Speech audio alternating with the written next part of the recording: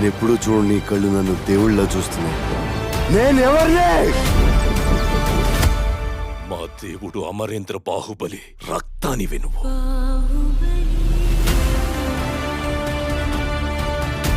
నా ఇద్దరు బిడ్డలకి ఈ సింహాసనంపై సమాన హక్కుంది.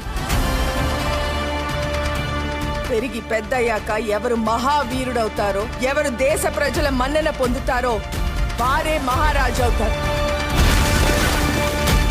బాహుబలి నేను చూశాను. చచ్చిన వాడేలా వస్తాడ్రా?